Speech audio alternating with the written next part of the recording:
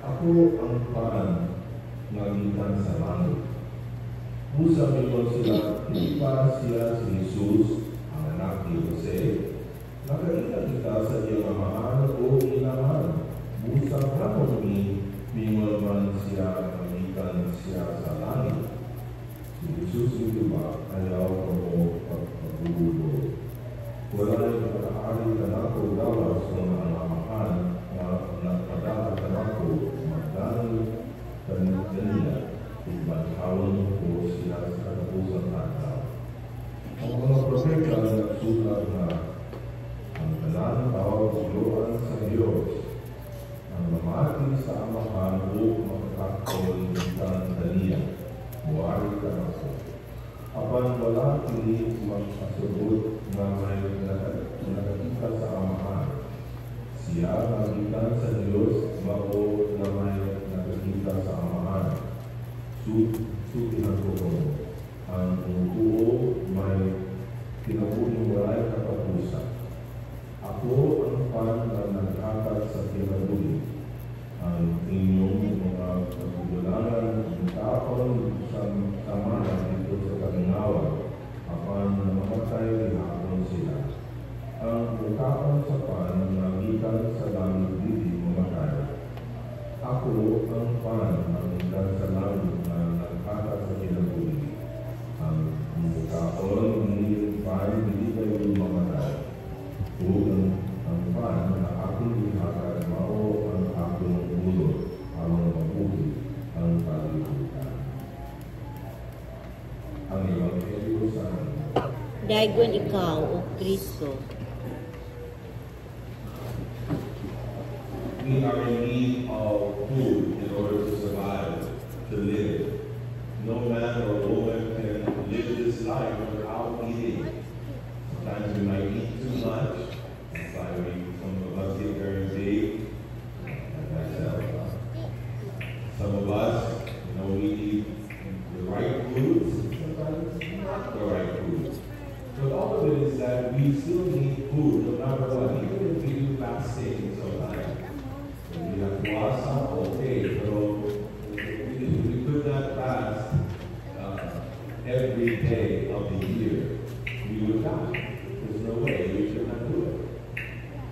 Because we need food in order to sustain us, to be able to go, in order to be able to have energy, we need food. But again, that's for the physical body. But we also need food for the spiritual body. Remember that we're made up of both body and soul. So we have lawas kala. We use a song like that. Lawas kala. We're made up of body and soul. And so yes, we might get our physical body stronger because we eat right and maybe we exercise or whatever. And it's the spiritual body that sometimes is very malnourished. Sometimes if we could take a picture of our spiritual bodies, they would be very underwater. They would be very skinny, very malnourished. But Jesus mentions that He is the bread of life. He is the food that has come down from heaven. But it was different than the food that they heard about. Remember, they remembered their ancestors that were wandering in the desert. And as they were wandering, remember they complained to Moses, yes, we were able to be released from Pharaoh, from Egypt, but yet we're here in the desert. We're going to die. Why should we have left slavery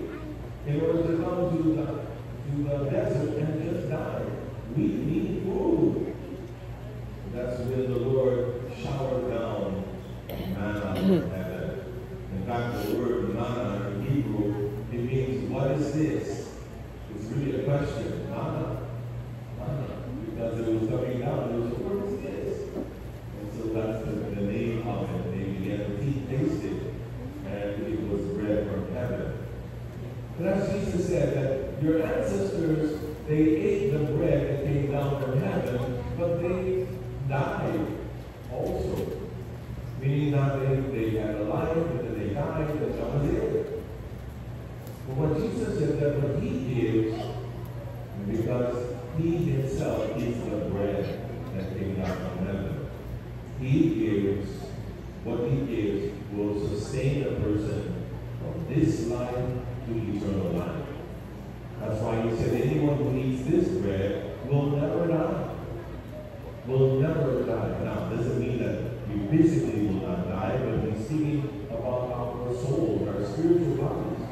We will never die because when we are feasting upon the bread of life, then we have something there that will make us not only strong for this life, but in the life to come. Where can we find this bread of life next to us? Well, we as Catholics, our faith reminds us and teaches us. Our Catholic faith teaches us that when bread and wine are presented to the priest at the altar, and when he says the exact words of the Lord, take this, all of you, eat of it, take this, all of you, and drink from this cup, we believe by faith that it changes into the real body and real blood of our Lord and Savior Jesus Christ, and we praise. And so, having said that, that means that if we want to be strengthened, if we want our spiritual bodies to be fed and to get stronger, then it is by receiving Jesus in the Holy Eucharist. But we must recognize that this is not just a mere piece of bread and a cup of wine. Our dear brothers and sisters of the Protestant faith, the Protestant faith, born again, the others, they only believe that it's just a simple representation of Jesus. Therefore, the importante is not very important. But as Catholics, we understand, not just now, we've understood this for centuries, since the beginning of the church. We've always believed that the bread and wine really changes into the real body and blood of our Lord and Savior. So if you want to know where the bread of life is, this is not somewhere in the air. It's there in the Eucharist. That's why when we receive Holy Communion, we should receive it worthily. That we should not have serious sin on our soul. And that when we receive Holy Communion, it is something not just like a piece of candy receiving, but instead understanding that it is the King of Kings and the Lord of Lords. And I guess that's one of the reasons why last month, I told you this a week ago or so. Last month, our priest, we talked with the bishop when we had our clergy meeting. And one of the concerns was, during the COVID-19 situation, we had to encourage everyone to receive communion in their hand. And that was because we priests were a little bit half-cold.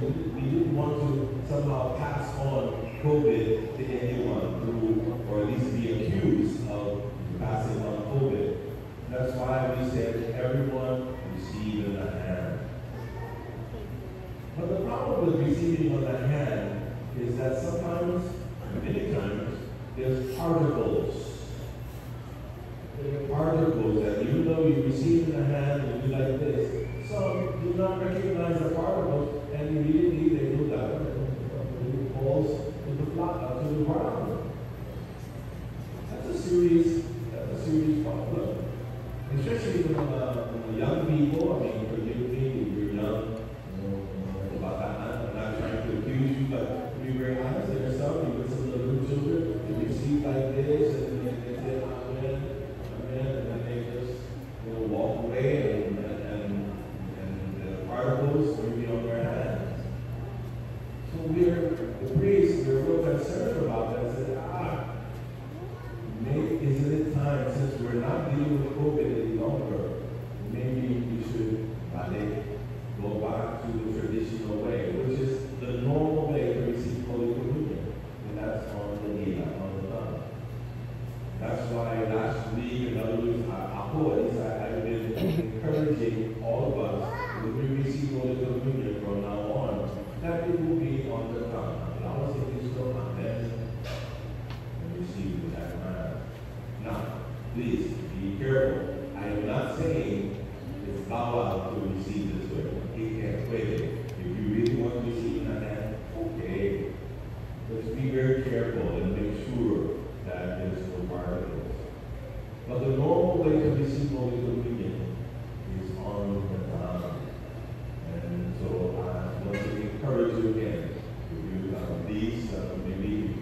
people living me on the tongue nowadays. No, because it's Jesus. Think about this. If Jesus came through the door now, and he said, here I am, Lord Messiah, I'm Jesus. How many of us would just look at it and say, oh, hello Jesus, how are you? I think all of us would be like the little Muslim. We would be on our hands and knees. We would be worshiping God.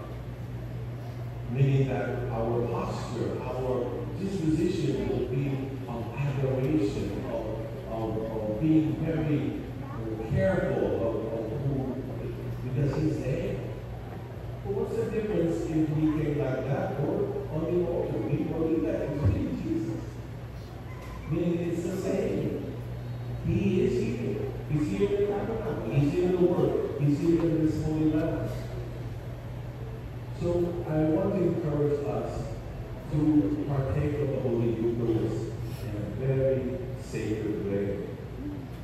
Remembering, believing, and not having doubts like the Pharisees. Did you hear that? They said, how can he say he comes from heaven? We know he comes from, isn't he the son of Jose, son of Joseph? Don't we know his mother and father? Nobody. They didn't know him. And I would dare say sometimes, the people that don't read it, we don't know who we receive it. You forget when we receive what we are doing. And so, I'm almost finished. I remember the time before the Second Vatican Council, many people don't remember that, and even I was not a Catholic at that time. But all churches, you see all the old churches, and probably ours too, always had an altar rail, a railing, that's how you say it, an altar railing. And then when it was time for Holy Communion, people would come up and kneel down on the altar rail. The priest will give communion like that. Amen. Nowadays, it's like we're standing in Build-A-Beer. We're standing in line and then we're like, okay, who's next? Who's next? And then,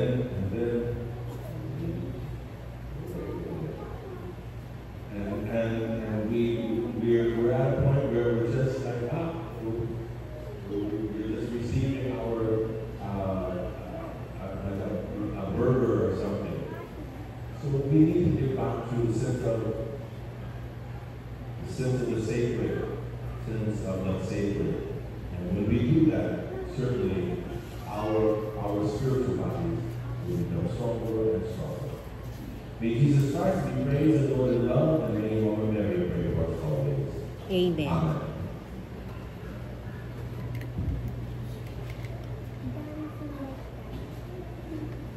Nagatuloy kami sa Diyos sa mga pangusganan. Magpupunta sa langit sa lupa.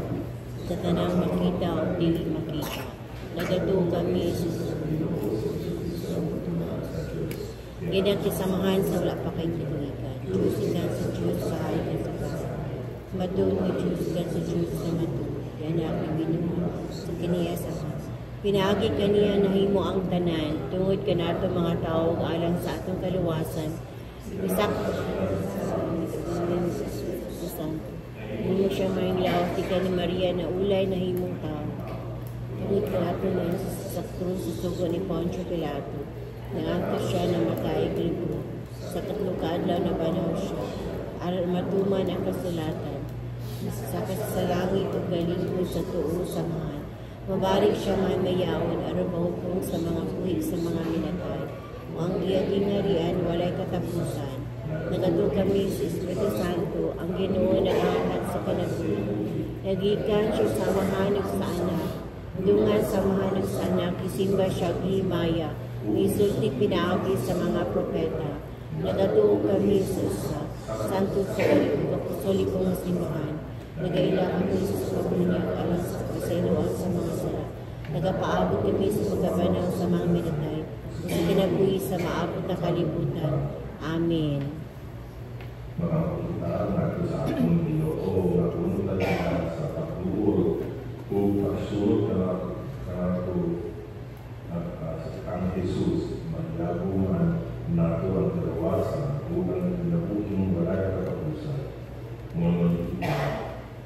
Ginoo, dungga ang among pag-ampo. Ginoo, dungga ang among pag-ampo.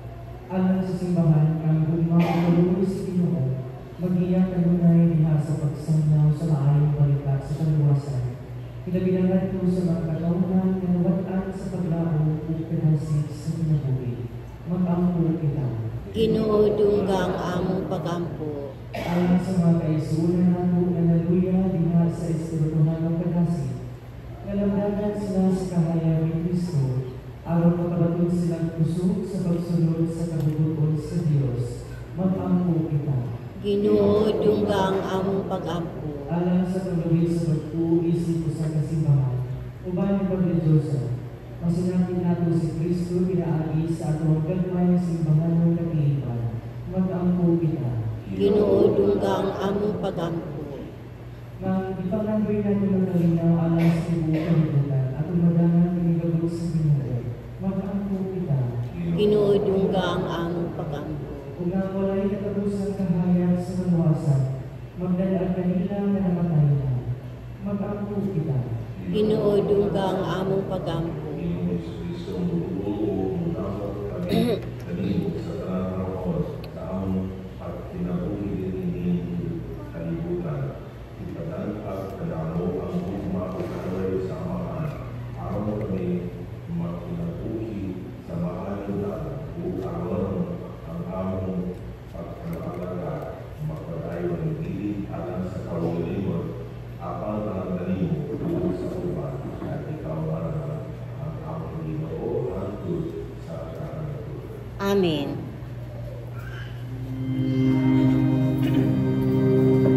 Andi ang akong hadlan, gikan sa kasing-kasing, kalampusan pakyasan, kalipay ka gulanan, ubaning pan og bino, ihalad na mo kadimo, kinabuhi og pagkatao, ang tanan adiyan mo. Dawat tao, Ginoo, ang halad na mo kanimo. Sayod kami nakining tanan, ikan man kanimo Ginoo. Mabalin na ang panugbino sa lawas ug dugo ni Kristo, kalanon man nga balaan kinabuhi natong tanan.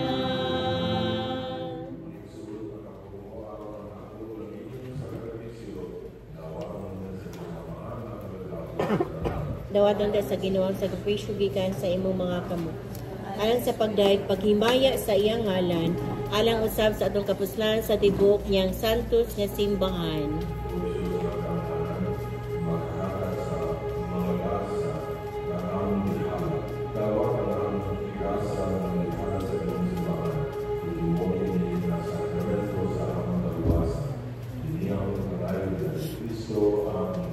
Amen. Manausab kanimo. Amo nang gibayaw ngadto sa Ginoo. Angay ug matarong.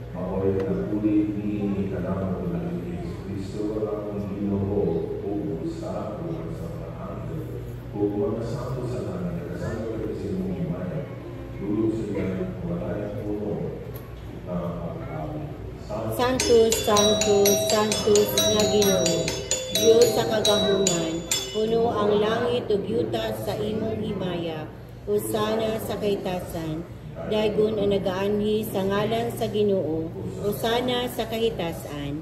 Santos na yung tao Ginoo, ang pagbulan sa kalasan, ipadalaan ng mga Espiritu, araw na sa mga tao, araw na imo niya na kanang mga lawas, Jesucristo ang Ginoo. Sa iyong tawag, nangribuhan siya upan. Salamat ka ni mo, hindi sumihat ka niyo. Nato sa iyong mga Ginoo, buhay mo. Gawa ka pinili ng panalutan. Kaya pinili, mawang akong lawas. Nagdulaan kami.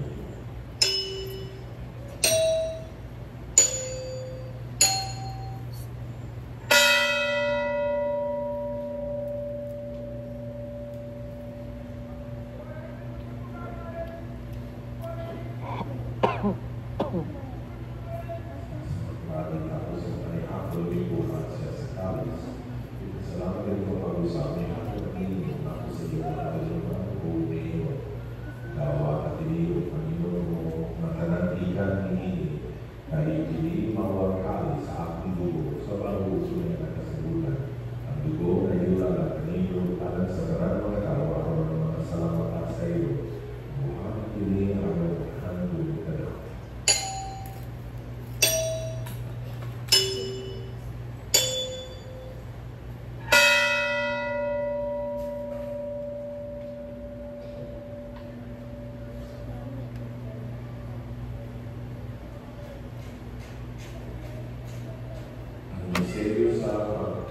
Si Kristo namatay, si Kristo nabanhaw, si Kristo mubalik nganhi.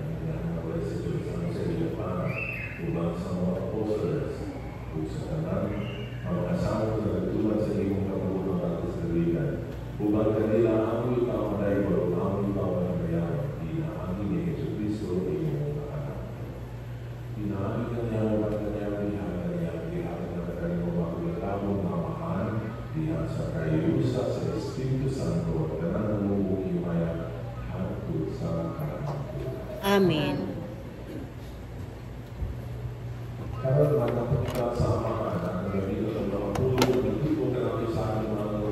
Amahan namo nga naa sa langit, pagdayon ang imong ngalan, mabot ka namo ang imong gingharian, matuman ay pagbuot dili sa yuta maingon sa langit.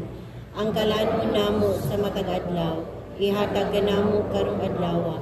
Upasayloa kami sa among mga sala. Ning mo nagapasaylo kami sa manakasala ka namo. Ug imo kami itugyan sa panulay, dininuwa luwasa kami sa kadautan.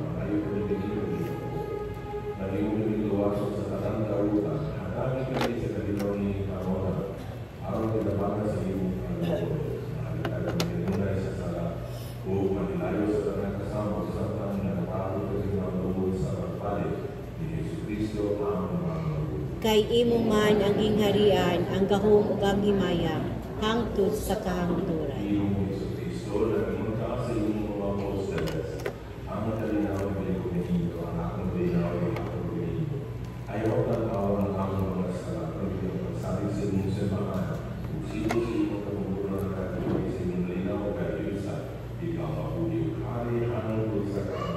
Amen. Manausap kanimo. Kordero sa Diyos nga nagawagtang sa kalibutan, kaluy kami. Kordero sa Diyos nga nagawagtang sa masala sa kalibutan, kaluy kami. Kordero sa Diyos nga nagawagtang sa mga sala sa kalibutan, hatagi kami sa kalinaw.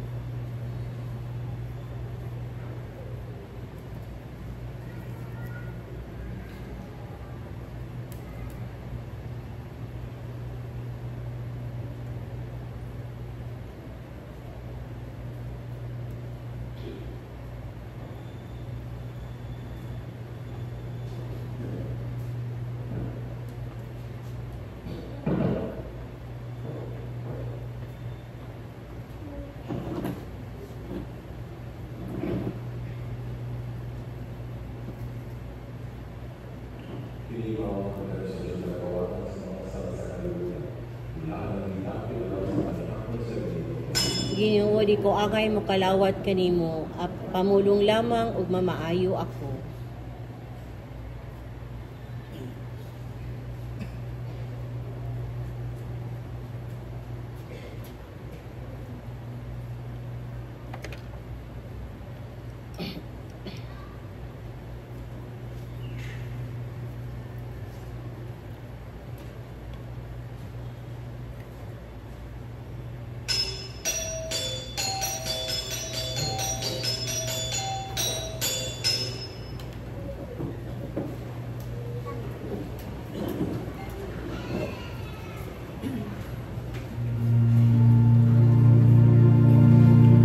Ikaw, Jesus, ang buhing tinapay. Ikaw ang tinapay sa kinabuhi. Ikaw ang kalinaw o paglaom o tinapay nga langit no. Itudlukan na mo ang kahingpitan sa among pagkanan sa kinabuhi.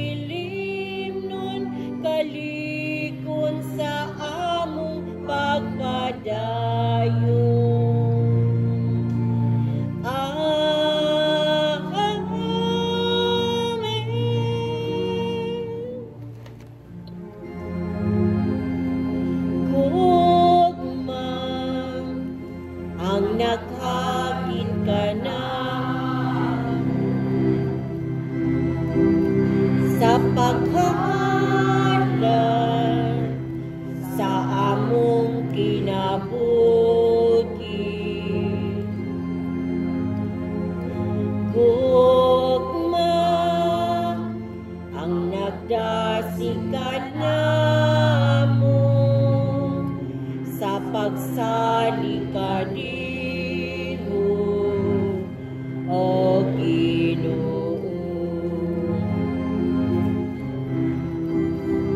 Ikaw ra ang bugtong paglaom,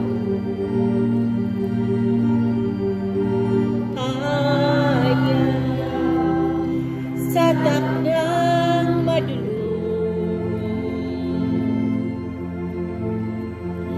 o kami magpadayon Ginoo sa pagsipi kadimo, sa pagtuong,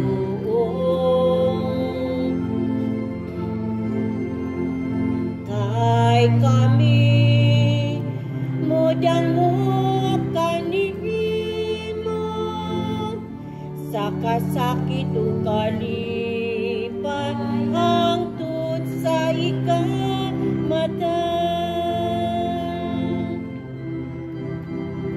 Ikaw ra ang bugtong paglaom sa amin.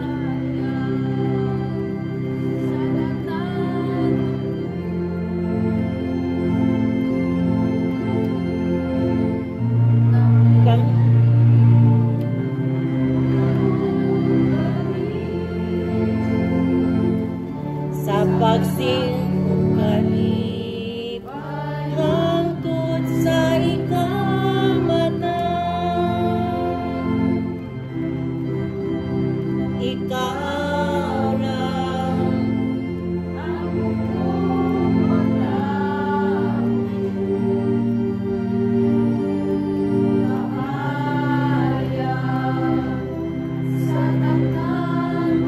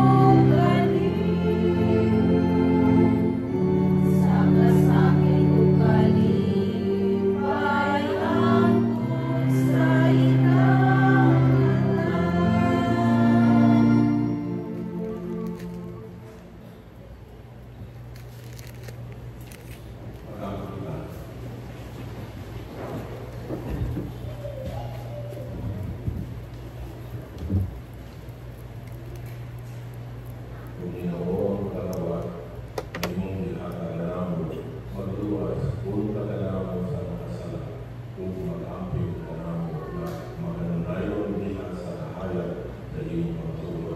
Iyang kanayon na ni Kristo ang Ginoo. Amen.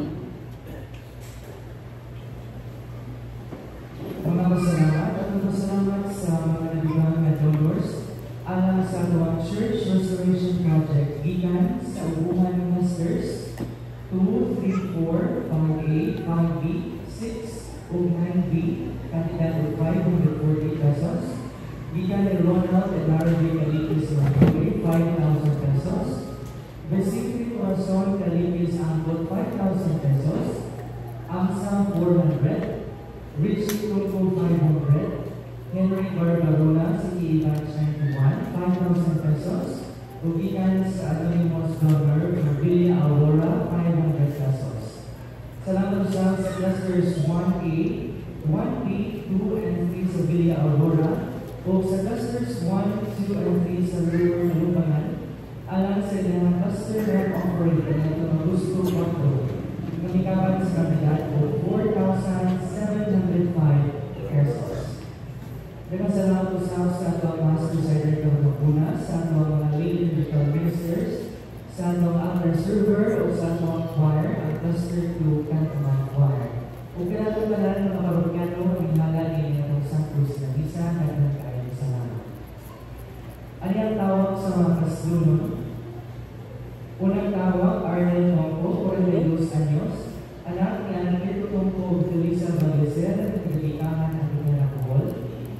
asawa ni Maylene Ciudadano, 43 anyos, anak ni Avelino Ciudadano o Asuncion Lopos. Head Listener Pamulilit, 27 anyos, anak ni Pedro o Elisa Cortulas, na nagabungaman ng Tirapol. Botong asawa ni Mayra May Bumera, 28 anyos, anak ni Reynaldo o Bumera. Anak ni Reynaldo o Mariana Romina, nagabungaman District at Pilar City. Martiniano na Paloma Jr., anak ni Martiniano Sr. o Marina Robles, na nagabatuin ang Antigara Bohol. Botong asawa ni Mayra Cristelite, 30 anyos, anak ni Isidro Linet o Esmeralda Katia, na nagabatuin ang Antigara Bohol. Kung ikalawang tawag, Robert Arais, 28 anyos, anak ni Florencio Arais o Felisa Manatisa, na nagabatuin ang Antigara Bohol. Botong asawa ni Jennifer Ventolero, 28 anyos, anak ni Jimmy Ventolero o Juscona Diaz, na nagagatumayan ang Antigara Bohol. Erwin Jacob Parines, 28 anyos, anak ni Eduardo Paredes o Vilnor Monco, na nagamalayong Cortes Bohol. Buod pang asawa ni Mary Archie Sirome, 26 anyos, anak ni Bienvenido Sirome o Annabel Robate, na nagapoblasyon ang Antigara Bohol. Kung ano na yung nakapulian sa ang mga gitawag sa kasulunod tayunan sa Pagpapitalo sa opisina sa ato parokya. Daghang salamat kung wala kita yung mga pagpapitalo, abot na mga pagpapitalo, mag-usap, ito na magtawa, at ito sa ulo ang ika-25th anniversary sa atong GSK o ang ika-144th Parish Foundation Day. Daghang salamat kung maayong hapon ka na po.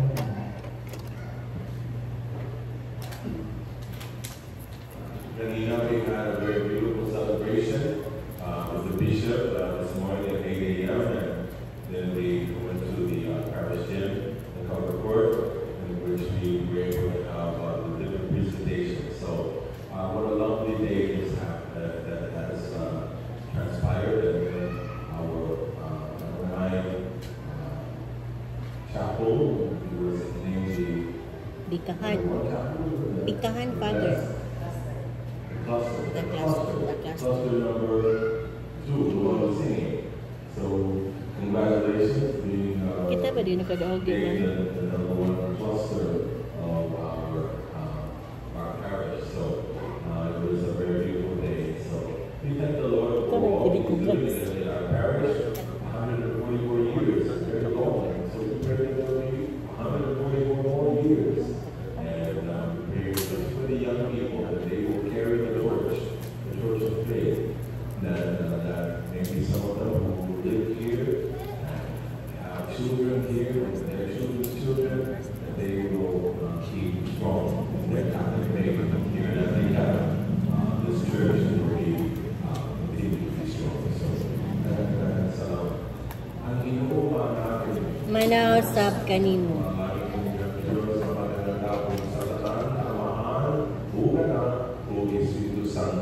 Amen. Salamat sa Diyos. Pagpahandwag sa ubang kinabuhi, sa paghigugma nga atong gihatag. Lipayon ang mga masulupon, atong hupayon ang ilang kaguom.